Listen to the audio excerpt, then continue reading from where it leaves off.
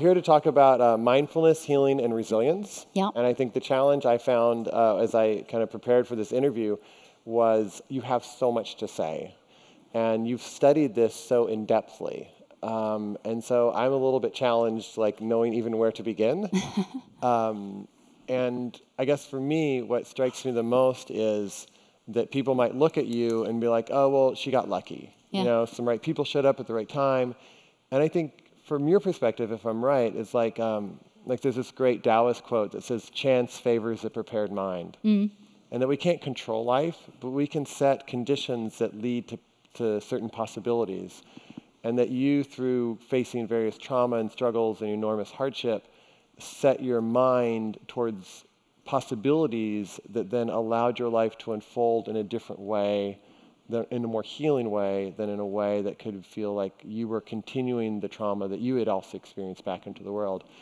So I think that's just such a beautiful thing, and I think we're all in that path to some degree. We're all looking for that right mindset and that right approach that allows us to understand our own healing and to bring something out in the world that is different than maybe, I mean, we've all experienced beautiful things and hardships, so it's like helping to heal those hardships. And so I feel like, what are the things that you feel like are the practical steps that you've learned from your life exploring the impact of trauma and how to heal from that? Very long question. I figure you can take that as you wish. Sure. It's funny, I was raised singing on stage, and so you would have thought at some point in my life it would have dawned on me I'd become a professional musician, but it actually didn't. I was very obsessed from a young age with how to handle the anxiety and the pain that I was in a way that was meaningful, that wouldn't end me in early life.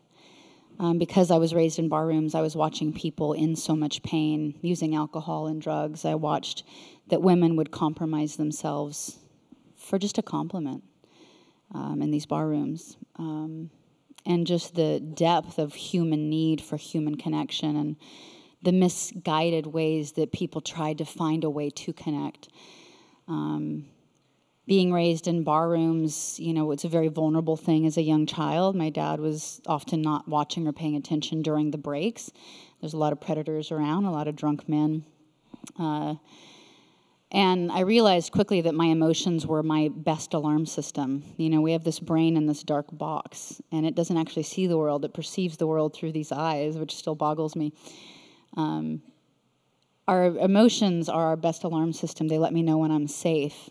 And if I turned off my pain, I actually had to numb every other single emotion that I had. And that was excruciating to me, because being awake and alive in your body and feeling joy and seeing the sunrise is beautiful. And when you numb pain, you numb every other quality in your life. And so making that decision to try and stay awake was kind of the beginning of my mindfulness practice of how do I stay awake in the face of great pain. And so it's interesting, you know, when I moved out at 15, I thought, hey, I can avoid becoming a statistic if I'm very clever and if I use my intellect and I approach my life scientifically and I look at the emotional patterns I was raised with and I identify them. I wrote them all down. It was my emotional English that I wrote down of how my family handled and taught and passed on emotional languages. And then I wrote down what kind of emotional English I hoped to learn, and I began to look in my community for people that had those types of traits or tools, and I began to mentor myself with them. Often they didn't know they were mentoring me. I would just sort of stand awkwardly close to people and overhear conversations, or just tear up watching a father interact with his daughter, and I acted like I was the daughter, and I acted like that I received that love. And I did things to sort of intuitively find my way into healing, and I had I didn't quite get it. You know, I was on a decent track, you know, for a 15-year-old supporting herself, I guess. But I went about my life thinking if I'm hyper-vigilant, I can avoid the pitfalls and pain in life. I avoided a few. You know, I didn't become a drug addict or a stripper, which is, you know, pretty much success for where I came from. But I met so much pain in my life.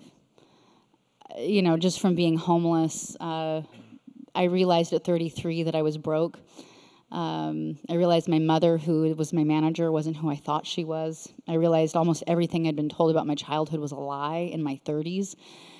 I realized I had been programmed and conditioned in ways that I hadn't even comprehended. And this was when I was an adult that I realized these things.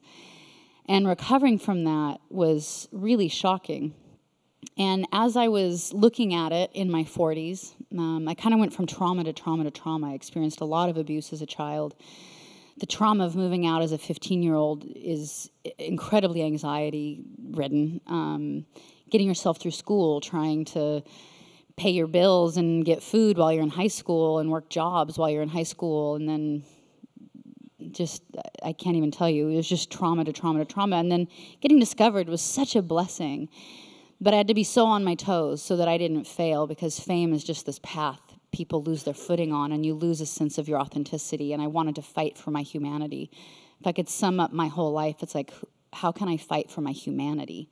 Where I don't become a bitter person, a broken person, a damaged person. How do I become a more loving, more kind, more resilient person? And as I studied the people around me, and I lived in so many places, I had these incarnations of lifetimes within one life that it's almost schizophrenic, but I was living in the projects in Anchorage for a while with my mom. We were one of the only white families in this area, and my mom was very absent. And so you form your tribe, you form your community, your gang that you hang out with. And we were doing things we shouldn't, like stealing cars and things like that. And I looked at my friends, and I looked at that need for connection and that need for safety, and how we found safety in our group of friends, and how when one of our friends got beat up, we'd cover for them at school so that the social services didn't go to their house and take them away from their families. I mean, hard issues that kids deal with. And I looked at people start to check out and say they couldn't take it, they couldn't handle the pain, and they had no resource. And I kept writing, thank heavens, and it kept leading me to myself and to this deep well that was in myself, and to being able to not disassociate in an unhealthy way, but just to detach from my mind, to get a brain break, to realize I wasn't my mind, I wasn't my thoughts, there was more in me. The deeper I dug into this river of myself, the more I was able to see the ocean of everybody else. And it can seem like a very selfish act to spend a lot of time looking inward, but it's the most giving act that you can possibly do, because it's the only way you become available. The world doesn't need evangelists as much as they need people to live an authentic life. And when we live an authentic life, oh, well, thank you. When we live our authentic life, we just become the change that other people need to see. We become the permission other people need to see. I've never considered it my job to tell somebody else what they need in their life. I believe we each have a medicine cabinet inside ourselves. We each have the resources we need to heal and to grow and to change. We just need to get rid of some of the static that keeps us from being able to have our own biofeedback system, that keeps us from being able to hear ourselves and our own wisdom and our own intuition. We don't need gurus in the world. We need to understand that we have our answers if we can look inward and if we can be less afraid. And so for me, a lot of the tools that I developed in my life were learning how to get rid of the static. What is causing static where I can't trust my instincts, where I can't hear my own inner voice, where I can't trust my own inner knowing? And I went through so many incarnations of static, I can't even tell you. But that really has been sort of what my journey has been about. And I kept trying to find and develop tools along the way. All of them were geared around what now today is called mindfulness. Those words weren't around then. But very practical, simple tools to try and help me get a brain break and to help me tap into a deeper sense of intelligence, this greater sense of knowing that always helped my body feel calm and less anxious. And so I started to live my life saying, if this makes me feel more anxious, it's a lie. That's not my thought. It's not actually me. If this thought, this feeling, this truth helps me feel less anxious and more calm in my body, that's the truth. That's my soul talking to me. And staying in your body when you're in trauma is very difficult. You know, getting a child who's scared and in trauma to stay in their body and to teach them it's safe in their body and to start feeling when they feel calm in a room and when they feel anxious in a room There were times in my life where I literally would go, I was in a movie theater and I'm watching a movie and I'm suddenly overcome with anxiety. What was I just thinking? My mind must have drifted somewhere, tracing my thoughts back, pinpointing that thought and going, oh, that's a lie. And then I started a practice called my antidote thought, which is something I teach on my website, where I would write down that lie and I'd go, it's a lie. What is the antidote? What is the truth? What is that medicine that I need to hear? So a lie, for instance, that plagued me a lot of my life is I don't know what I'm doing. I don't know what I'm doing. I'm a kid. I don't know what I'm doing. And it would paralyze me. And so I'd write down the antidote. Often to find my antidote, I just started with the opposite. So the opposite of the lie is I know what I'm doing. That didn't actually feel like the truth. It didn't resonate in my body and make my body feel calm.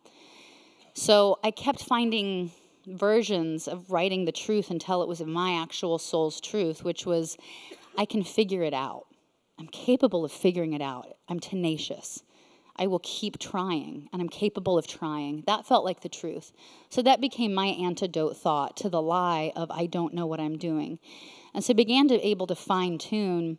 When I started to feel anxious, I'd go, which lie is it? My brain's telling me. And what is the truth? And I would just start to make a mantra out of my real truth, if it meant writing it down. Sometimes I couldn't even remember my truth. I had to keep it in my pocket and take it out and go, okay, I'm capable of learning what I'm doing. Like, okay. And I'd put it back in my pocket. And I began to tackle the lies in my head and learned how to distance myself from my thoughts and learn how to trust and rely on myself. And every time I tried to put my compass in someone else, I love teachers. I have had so many teachers in my life. I've read amazing books. I've had amazing people show up for me in my life. But every time I gave my compass and my sense of knowing and I put it into another individual, my life tanked. And I'm not talking small tanking. I'm talking massive loss of massive amounts of money, massive tanking. It was a very visual, okay, I can clearly see that when I place my inner sense of knowing in somebody else, my life crashes. I have to keep my compass in myself. And it's something I tell my son now. He's 5. I go, life is a forest. And what is your compass? And it's your values.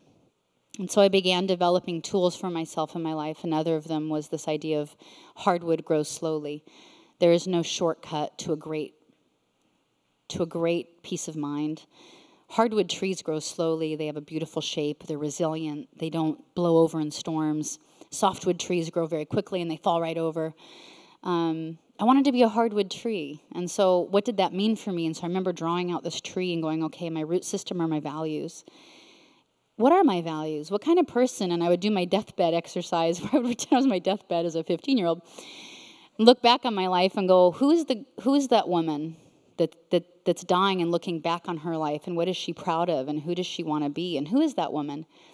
And I wrote down adjectives to describe her, and I realized those were my values. And so I started doing an audit every day because I knew that if I acted every day in accordance to those values, I was guaranteed to have this compass, this true north that I was following, so that at the end of my life, I would be the person I wanted to be. Because our lives are so busy and we get so distracted and there's so many things that we're dealing with that I found this self-audit at night or once a week really, really helpful. And now with a 5-year-old being able to say, life is a forest, what is your compass? And he says, my values. And I say, what are your values? And he's come up with his own little set of values, and they kind of change and they grow. And we kind of go through every day without shame, because if you shame yourself, you don't actually get to see yourself. There has to be enough emotional internal safety and internal permission to go, oh yeah, I didn't live my value when I did this, and I can do that better tomorrow. Like what you gentlemen said about, I'm forgetting the word you used. It was what was it? Respect. What is it? Respect. Respect, yeah. Look at yourself. It's basically that. The ability to create enough safety inside yourself to re-examine and redirect and recourse every day, and the willingness to do that. Very long-winded answer to a long question. But the point I wanted to come back around to is this idea I had that if I was hyper-vigilant, put me in my head as a 15-year-old. I wanted to avoid pain. I wanted to avoid becoming a statistic. What I realized as a 40-year-old woman that was writing her memoir, going through a divorce, was that it wasn't actually my hypervigilance that kept me safe. That actually was quite a deterrent. It kept me in my head a little bit more than I should have been. It kept me in a lot of anxiety, trying to predict the future. Fear is a thief, and it takes the past and it projects it into the future, and it's a self-fulfilling prophecy. And it robs you of the only opportunity you have to create meaningful change, which is right now.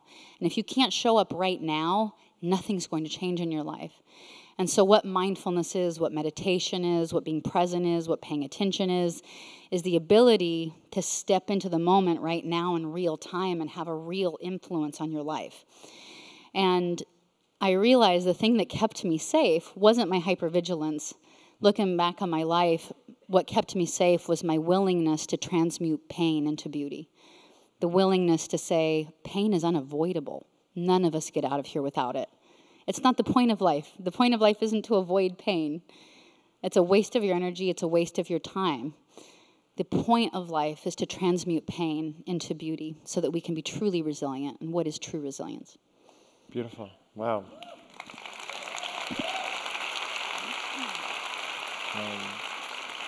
So you've studied a lot about how to actually transmute pain and make that something that turns into beauty. And I'm wondering if you can say a little bit more about what that process is for you. So when there's a hurt or somebody says something hurtful to you now, or your son screams at you and tells you you're the worst mom ever. If he hasn't done it yet, but I'm sure it'll happen. It might come at some point. And so in those moments of hurt, what is your particular process that you feel is helpful to you to honor that hurt and also have a different expression? Or is it more organic and hard to describe? I like being hard to offend. I'm a very flawed person. I'll lead with that. That was one of my biggest concerns when I got signed to a record label was a lot of people use art as propaganda to make themselves seem more perfect than they are because they're afraid to show that they're imperfect. Thankfully, I learned while I was homeless that my imperfection was my source of safety. Being vulnerable and getting rid of my armor made me stronger and made me more safe because armor drowns you at the end of the day. You just die under the weight of your own armor. And so I was able to begin my career with this idea that the more vulnerable I am, the safer I am. The more honest I am, the safer I am. And the more I look at myself, the more uncomfortable I am. I love that. Because it means something's up. It's like a little neon sign, and if we can just rewire our brains to go, if I'm offended, yay. What's going on with me? What part of me is offended?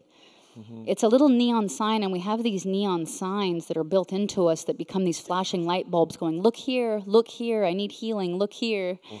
And so I've just learned that when I'm uncomfortable, when I'm in pain, when I'm offended, when I have a really strong reaction, when I want to bow up, I get really extra curious. And curiosity is just a very beautiful tool because it disarms everything. It's not having judgment. It's not blaming yourself. It's not blaming the other person. It's just putting a little bit of distance between you and your brain in real time and going, that's interesting. There's a neon sign telling me to look here, look here.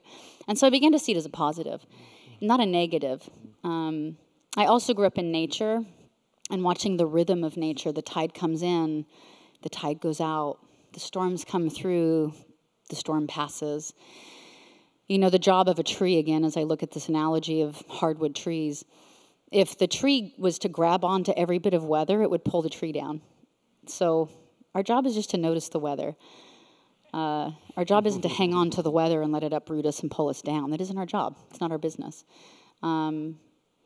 Death is beautiful. I have died so many times in my life. I have had so much death in my life. I've had so much grief in my life that I've learned to see such a poetry and such a beauty that it actually brings me to tears talking about it because it's the opportunity to reinvent yourself. And we have the opportunity to redraw ourselves and to course correct over and over and over and over. And pain is the eye-opener that a lot of people need to have that opportunity, to be what I call broken open. You can only be broken if you're closed. If you're already open, you can't be broken. So every time life breaks you open, say thank you. I'm going to be broken open to the best of my ability. I'm going to grieve harder than anybody else has grieved. And there's beauty in it. And so every time there's a death in my life, I really look at that as this opportunity to just let myself grieve. Don't avoid it. You're just going to prolong the inevitable, and it's going to last longer. So just get to the grieving, get to the dying, get to the pain, experience it. Don't try and avoid it. See what you have to learn from it, what brought you there in your life, because I created it. I created most of these deaths in my life, a lot of them. And then it's also rebirth. You know, the dark matter in the universe that's expanding. Our universe is ever expanding. I love physics. It's not nothing. Dark matter is the fabric of creation. Death is the fabric of creation. You're being pregnant with yourself.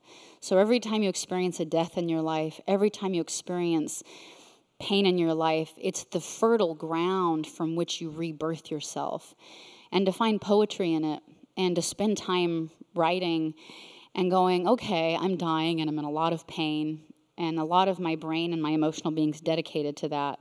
But there's also a corner of my brain and my heart and my being that feels a glimmer of excitement, because on the horizon, there's a new me getting created. And who is that new me? What is that woman? Who is that person? Who is that being? What does she long for? And starting to ask myself those questions and getting very curious. So you're living two lives. Half of you has a foot in death, but another part of you has a foot in rebirth. And looking at that as an opportunity so that we don't stay addicted habitually to our pain, so we don't stay addicted habitually to our healing, but that we can get on to being whole. Mm-hmm. And when I went through this process with my mom, I was in my 30s. I realized I was not only broke, but I was in debt after making hundreds of millions of dollars. It was shocking and horrifying, and realizing she was your manager and mismanaged your finances. Well, I can say I mismanaged my life. Okay. I can say that. Mismanagement happened. Yeah. And not only that, but just the betrayal of who I thought my mom was, mm-hmm. the relationship that was a fantasy that I thought I was in. I was in a fantasy relationship, and I had to grieve the fantasy of the woman I thought that loved me. And then I had to grieve the realization of who the actual person was and come to terms and re-examine my life and see what was real, what wasn't. There's a lot of brainwashing. It was an incredible experience to go through. I took 2 years off from my career. I just stopped. And I went by the mirror one day, and I saw myself in my reflection, and I literally had just felt like somebody took my brain, and it was glass, and it just shattered into a million pieces, and I didn't know how to heal. And I didn't trust anybody to help. And so I was very by myself in this. And I remember this Joseph Campbell allegory of the golden statue. I don't know if you've ever read it, where there was a village, and they had a golden statue, and there was a warring tribe coming through. And so they covered the statue in mud so nobody would know its value. And it succeeded. The tribe came and left, and the statue remained. But people forgot the value of this golden statue because it remained covered in mud, and generations passed, and people just walked by this cruddy, muddy statue until a great rainstorm came, and it revealed that the statue was made of gold. For some reason, when I looked in the mirror, I went, oh, I'm not broken. I'm just covered in layers of shit and mud and hurt and shit that doesn't belong to me. But it's not who I am. And my job isn't to fix myself. My job is to do a very loving archaeological dig back to my true nature. The soul is not a teacup. It's not a chair. It can't be broken. It doesn't need super glue. We exist whole, and we exist perfectly at all times. And if I'm anxious, it's not because something's wrong with me. It's because something's right with me. And my soul is trying to communicate that I don't feel comfortable in my surroundings. And I need to tune into that. Nothing is wrong with me. And so I had to develop little exercises to start to say, when is a time that I felt whole and unbroken in my life? And it's fleeting, but there are times. I remember this one time laying in a meadow, and I felt like exactly who I am. My whole body hummed, I was alive. And so I just wrote down adjectives that described that girl, and I went, that's who I am. That's my essence. That's my wholeness. Anytime I'm not acting like that, I'm not being my authentic self.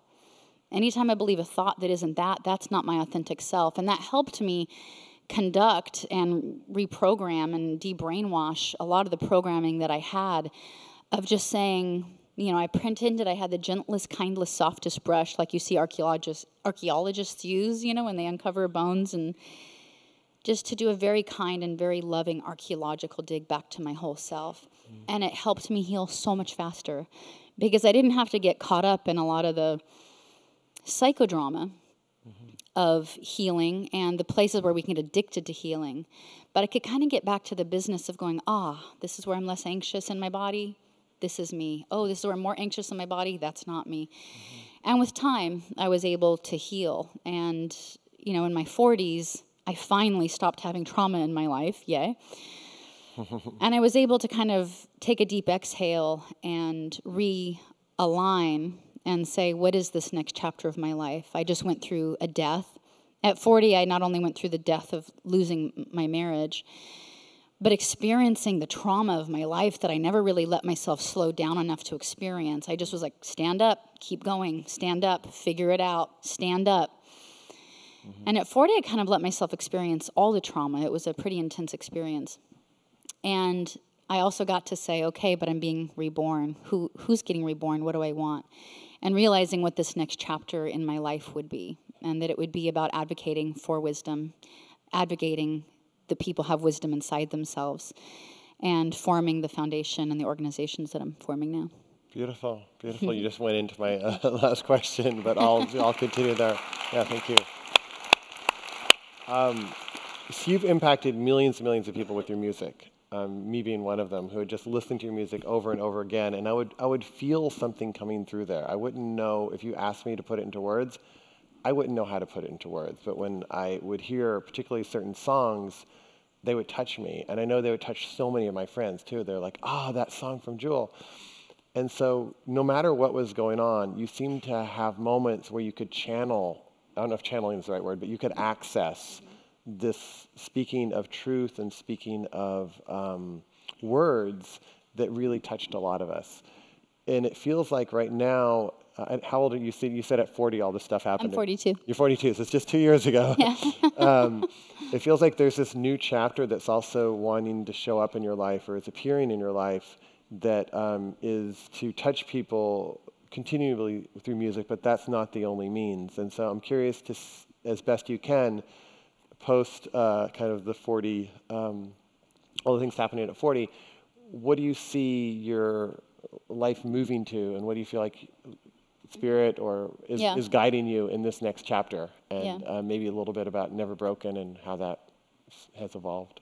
Yeah, I feel like the mission I've been on hasn't changed. Why I wrote my music, the things that inspired me to write my music, looking for things that soothed and calmed me in intuitive ways and helping other people do that. I tried to do that through music. I wanted to help the world in some degree. I thought I would go into law, and then I realized pop culture has a tremendous ability to get a direct transfusion into people's bloodstreams like that. You can touch somebody's heart, and they have their own medicine cabinet, and they just open themselves up, and a song goes in, and they just find what needs healing, and they cry, and they don't always know why they cry, and it's just beautiful. And it doesn't have to be too much of an intellectual process. You bypass a lot of it. And so I feel so grateful that I've had music not only to heal me in my own life, but that it's been any kind of gift in anybody's life has been a tremendous blessing. But having the ability to affect my fan base culture was probably one of my favorite aspects of my life and my career. My fans call themselves the Everyday Angels. I was very intimidated and frightened to enter the public space until I realized I had the internet and I could talk to fans directly, and I could just say, hey, I'm flawed. Put me on no pedestal so I can be knocked off of no pedestal. And if you guys want to go on this journey with me, let's do this together. I'm trying to figure some things out. And my fans decided to go on this journey with me and to live the same values I was trying to live. And they began to look at each other, and I encouraged them to look at each other as an entire community and as an extended family. And what does that mean? What does it mean to show up for each other? If you're lonely, say you're lonely and find somebody in this community that has the same desires that you do. And they've just taken it to the next level. I mean, I have a fan that lost her partner and was grieving so hard. And with social media now, we all stay so connected. And my fans set up a calendar of 2-day vigils where they all took 2 days off of work and they traveled to her city to stay with her in her home. And they cooked for her and stayed with her for 3 months. Wow. They did that. That's after 20 years of creating culture. But I didn't tell them to do that. They did that for themselves. Another fan of mine, her dad had a heart surgery. He was fine. He was in the hospital recovering. But all of the EDAs filled his room with balloons and flowers. He's not even a Jewel fan, but his daughter was a Jewel fan. And they decided to fill his room with flowers and balloons. When a fan of mine realized she couldn't be a ballerina, I was able on a blog to challenge her and say, what is it about dancing that you like? So dig below ballerina and go, what is the core essence under here? And find something else that allows you to do that and express it. Because that door closed, but there's another door that's going to open. And so they start to have these conversations, and I want to start doing that with corporate culture. I want to start doing it with more culture. And so I'm starting to work with Tony at Zappos, and because I want to look at large-scale companies where we can start to give them tools to become what I call a whole human. My life's work has been not being a good musician. If my greatest art is my art, I'm an asshole. Really. I want my life to be my greatest work of art. I want to look back on my life and go, I did something beautiful, and I tried. And art's going to be this much of it. Music. I've taken very seriously learning about nutrition, about physical wellness, now about parenting. What is it to be a whole parent? What is it to be soulful when you discipline a child? What is it to be a whole mindful person? What is it to be whole at work? What is it to be the same person at work as you are at home? What is it to show up as in a relationship as you are privately in your own personal internal world? How can I do it with every limb of my life? And so I want to be able to basically help create a whole human platform where we can give people information, education, and inspiration and equipment in every single category so that each of our limbs are equally toned so we can have harmony in every area of our life. So I'm looking at doing it in a couple ways. One is working with company culture by giving them tools. People to show up at work have to show up at home better. They have to show up in their relationships better. They have to show up for their children better. And they're going to come to work less distracted, more capable, more confident, with more energy and more ability to focus. And so I want to be able to give companies, politicians don't change culture. What's happening in politics is okay. It's going to be okay. Politicians don't rule the world. We do.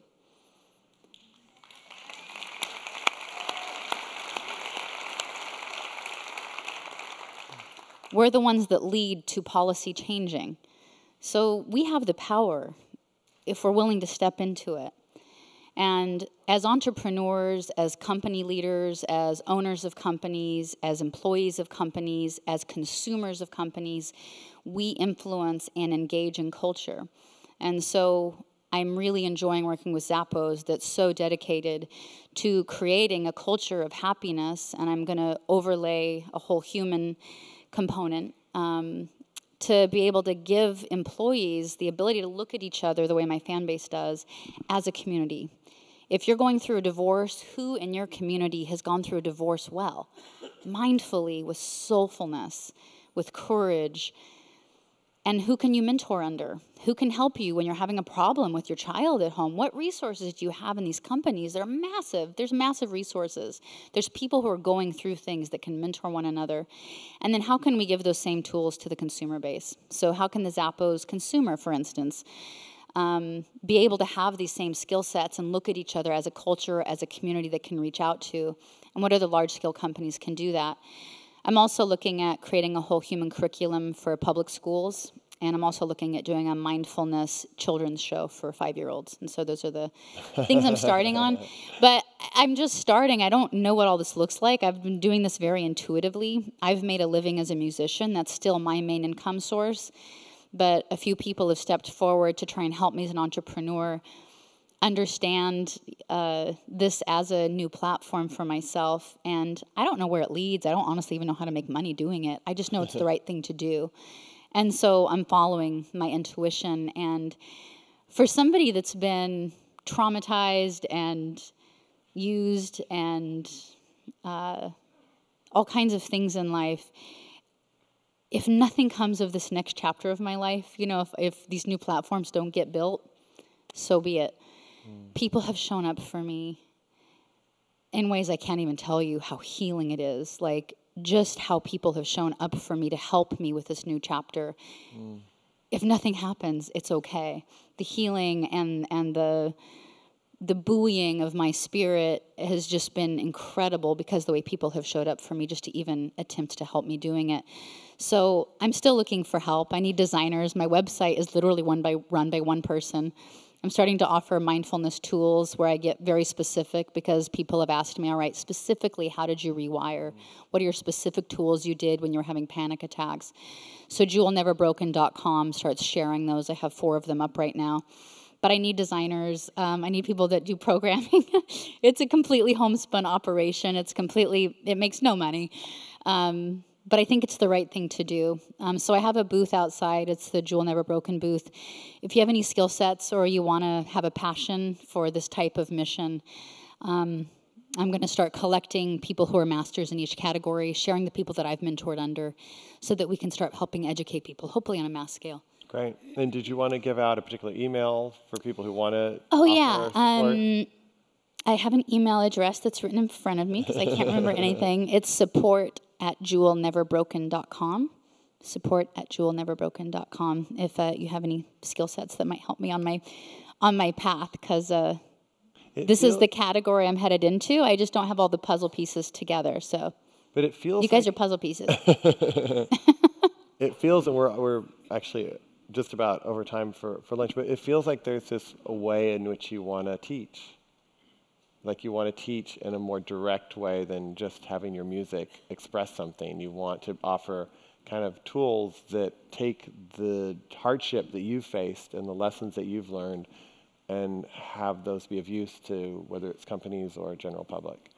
Yeah, I wanted to start to share tools in a much more specific, nitty-gritty way. Yeah. And I think music will continue to be a soundtrack. Yeah. It releases emotions and does things. It's pretty incredible what music can do. But people need practical, simple tools that they can do in a life of overwhelm. Yeah. And they need information of what is technology doing to our children's brains and how do we deal with that as parents. Yeah. And I would look at myself as a curator much more than I would as a expert. Yeah. There's some things I have some expertise in. I'm happy to share what I've learned. Right. But there's other people spending lifetimes learning this, and it's stuff that we desperately need to know. And so I would look at myself as a curator to help other people have a platform to share what they know. Beautiful. Thank you. Thank you so much for your curation. Yeah, thank you. Thank you, guys. Really appreciate it.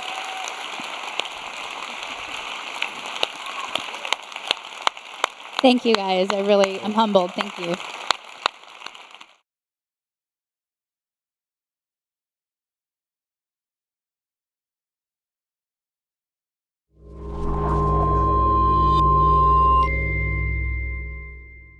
We're here to talk about mindfulness, healing, and resilience. Yeah. And I think the challenge I found as I kind of prepared for this interview was you have so much to say.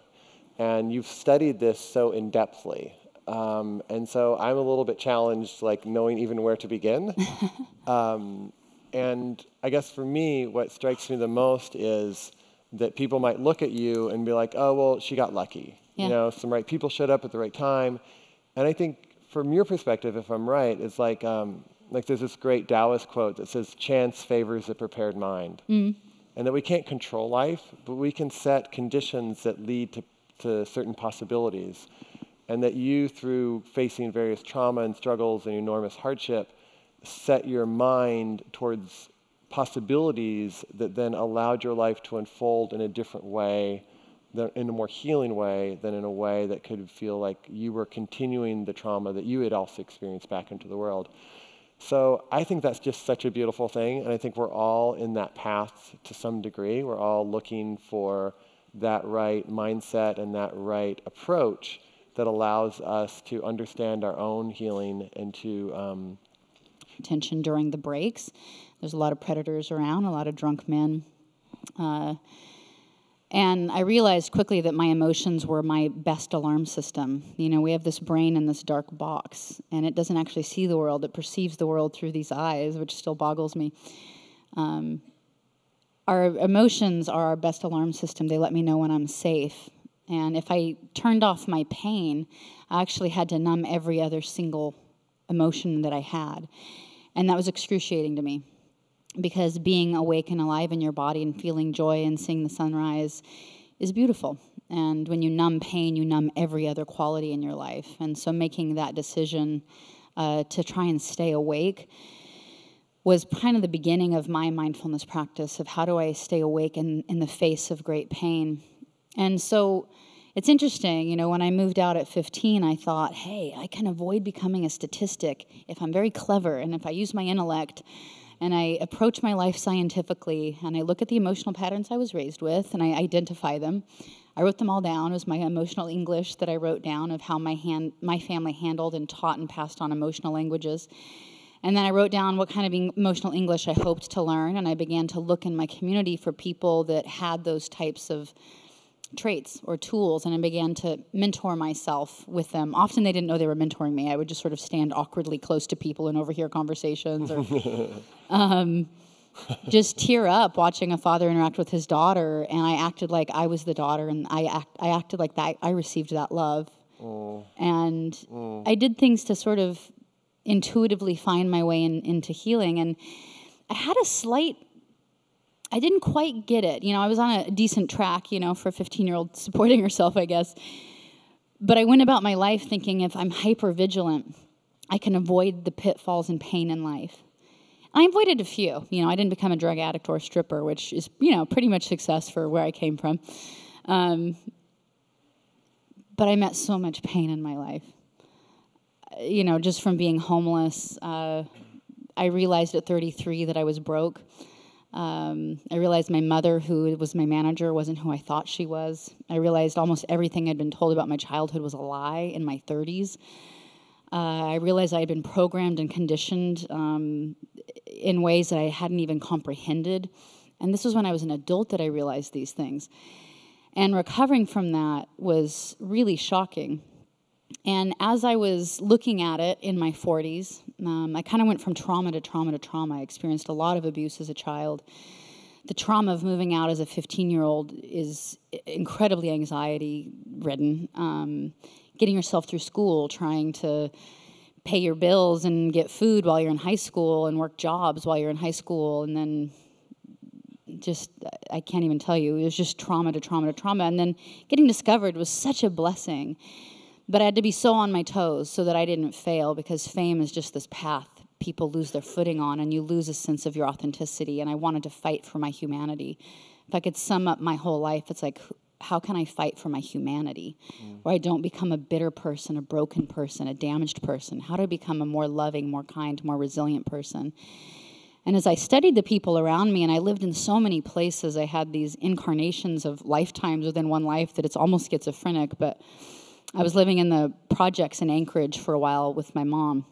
We were one of the only white families in this area, and my mom was very absent. And so you form your tribe, you form your community, your gang that you hang out with. And we were doing things we shouldn't, like stealing cars and things like that. And I looked at my friends, and I looked at that need for connection and that need for safety, and how we found safety in our group of friends. And bring something out in the world that is different than maybe, we've all experienced beautiful things and hardships. So it's like helping to heal those hardships. And so I feel like, what are the things that you feel like are the practical steps that you've learned from your life exploring the impact of trauma and how to heal from that? Very long question. I figure you can take that as you wish. Sure. It's funny, I was raised singing on stage, and so you would have thought at some point in my life it would have dawned on me I'd become a professional musician, but it actually didn't. I was very obsessed from a young age with how to handle the anxiety and the pain that I was in a way that was meaningful, that wouldn't end me in early life. Because I was raised in bar rooms, I was watching people in so much pain, using alcohol and drugs. I watched that women would compromise themselves for just a compliment in these bar rooms. And just the depth of human need for human connection, and the misguided ways that people tried to find a way to connect. Being raised in bar rooms, it's a very vulnerable thing as a young child. My dad was often not watching or paying attention.